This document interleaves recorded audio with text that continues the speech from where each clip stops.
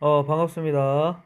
오늘은 마지막 시간입니다. 그래서 어, 우리가 온라인 수업 하는 데 있어서 마지막 시간이니까 문제풀이만 할 거니까 집중해서 잘 들을 수 있도록 합니다.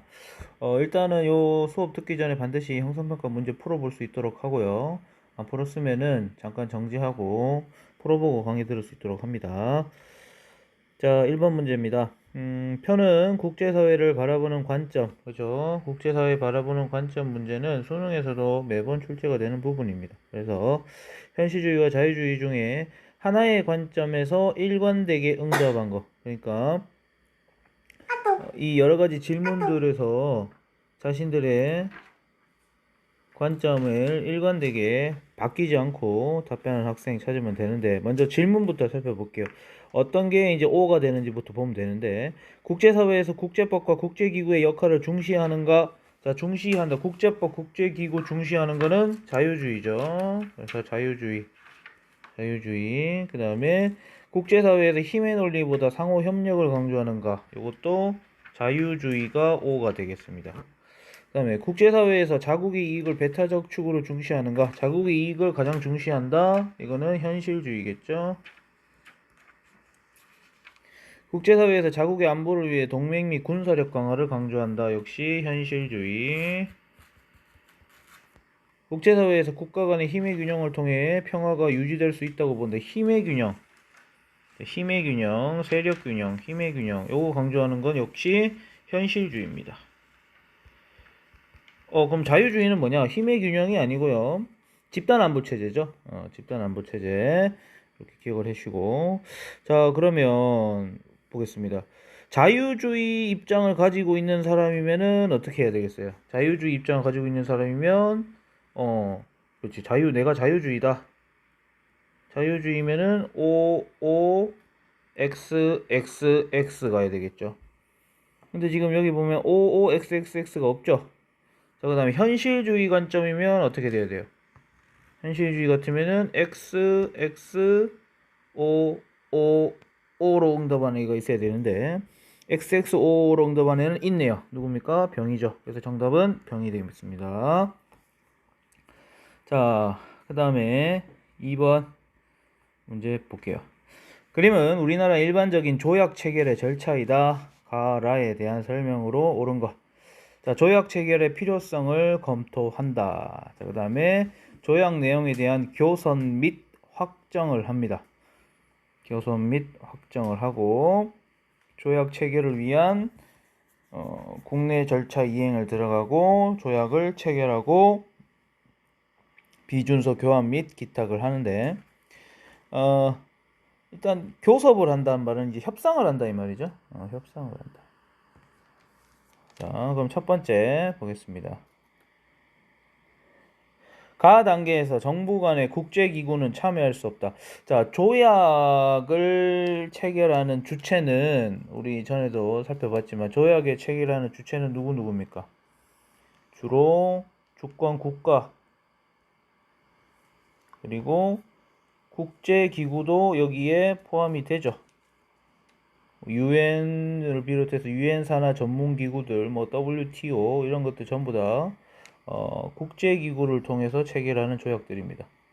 그래서 정부 간의 국제기구는 참여할 수 없다가 아니고 중요한 주체로서 참여할 수 있다가 되겠죠.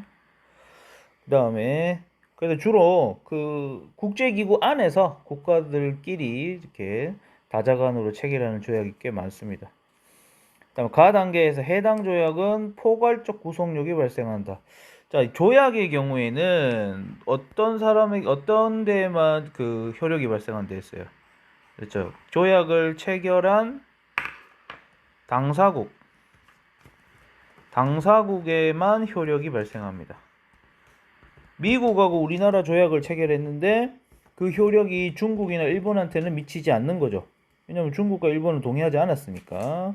그러면 포괄적 구속력이라는 거는 모든 국가에게 공통적으로 적용된다 이 말인데, 요거는 경우에는 이제 어떤 게 있었습니까? 그죠? 우리 법의 일반 원칙하고 국제관습법 이런 것들은 따로 합의하는 절차가 없다 했죠.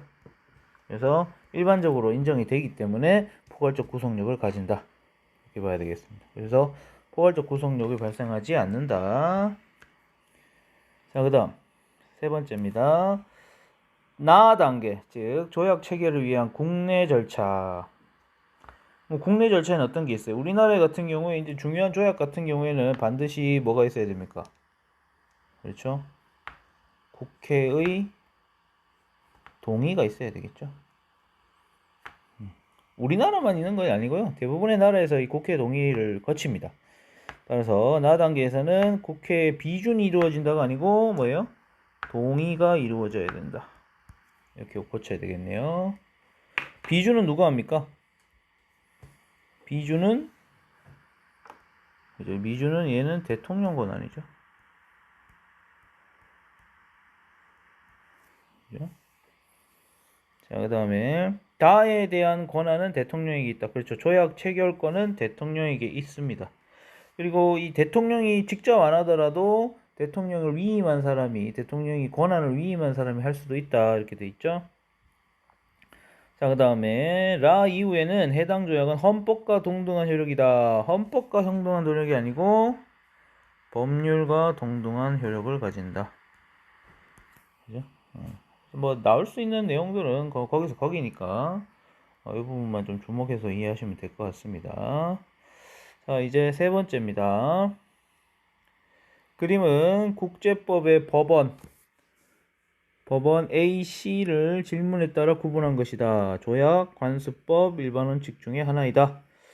자, 문명국들이 공통적으로 승인하여 따르는 법의 보편적 원칙. 이거는 법의 일반 원칙이죠. 그럼 얘 A는 법의 일반 원칙이네요.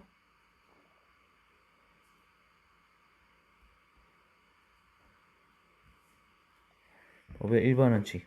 B하고 C가 이제 조약이나 국제관습법 중에 하나가 되겠습니다. 자, 첫 번째입니다. B가 조약이라면 C는 법의 일반 원칙이다. 아까 얘기했지만 법의 일반 원칙은 뭐라 했어요? A였죠. 그래서 C는 뭐 관습법이 되겠네요. 국제관습법.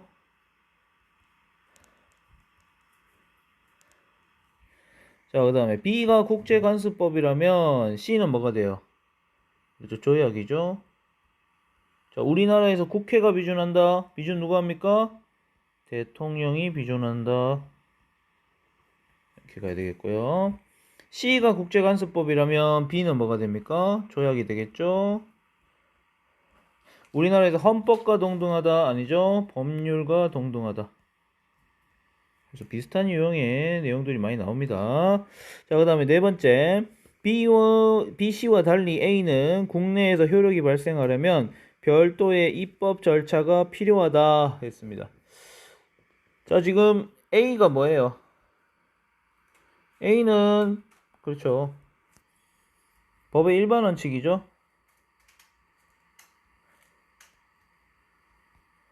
그래서 법의 일반 원칙 같은 경우에는 국내에서 별도의 입법 절차가 필요하지 않습니다.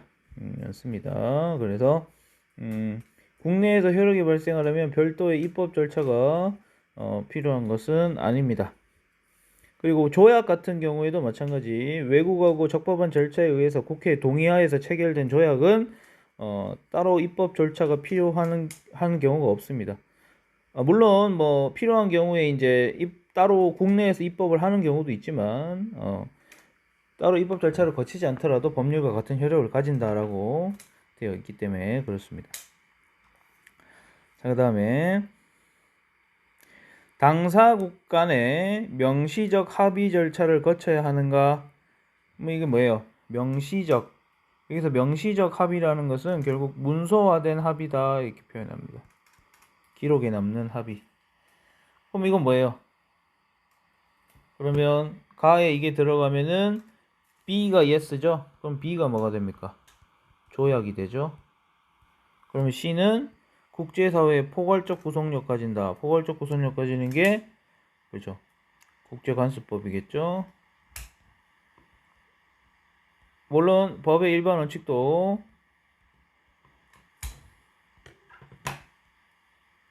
포괄적 구속력을 가집니다. 그죠?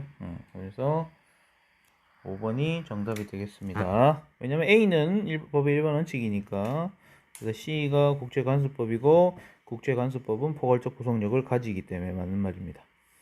자, 그 다음에 4번 보겠습니다. 그림은 국제사회의 주요 사건과 시기를 나열한 것이다. 가라에 대한 설명으로 옳은 거였습니다. 자, 이제 베스트팔렌 조약으로 인해서 뭐가 등장합니까? 주권 국가가 본격적으로 국제사회에 등장을 하고, 이 주권 국가의 등장으로 근대적 의미의 국제사회가 등장한다. 이렇게 봤죠? 그 다음에 1차 세계대전, 2차 세계대전. 1차 세계대전 이후에 만들어진 게 뭐예요? 국제연맹. 그래서 국제연맹의 부족함을 채우기 위해서 2차 세계대전 이후에 만든 게 국제연합, UN이죠. 그렇죠? 그 다음에 이제 냉전체제. 그래서 자유진영하고 공산진영 간의, 그죠? 대결구도 이렇게 보시면 되겠고, 그 다음에 냉전체제가 냉전이 해체되면서 무슨 체제가 됩니까?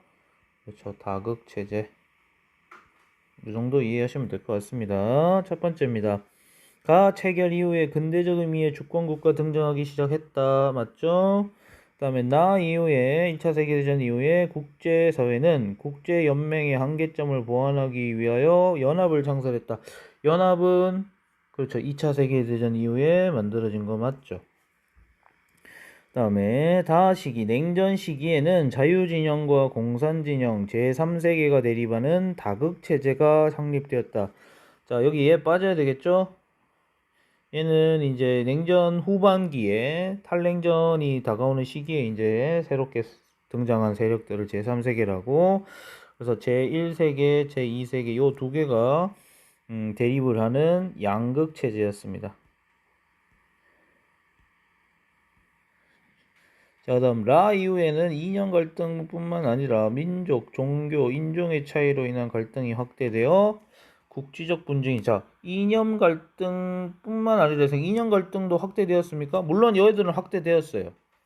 민족, 종교, 인종 차이로 인한 갈등은 뭐 확대되기도 하고, 여전히 남아있다 이 정도로 이해를 하시면 되겠고, 이념적 갈등 요거는 거의 뭐 축소 또는 소멸되었다 이렇게 보시면 됩니다. 더 이상 이념 가지고 서로 다투지 않아요. 예를 뭐 경제적인 실리라든지 아까도 얘기했던 뭐 민족, 뭐 종교 요런 것들, 즉 다원적인 차원에서 국지적인 갈등이 늘어날 뿐이지 이념적 갈등은 축소 또는 소멸되었다 이렇게 이해하시면 되겠습니다. 그래서 정답은 1번입니다. 여기까지 이제 국제관계와 국제법 다룬 파트 했고요. 다음 시간에는 이제 우리 여러가지 국제기구, 그 중에서도 특히 유엔에 대해서 유엔을 좀 세부적으로 살펴보도록 하겠습니다. 온라인 수업 여기까지 듣고요. 다음 주부터는 건강한 모습으로 학교에서 볼 수 있도록 합니다.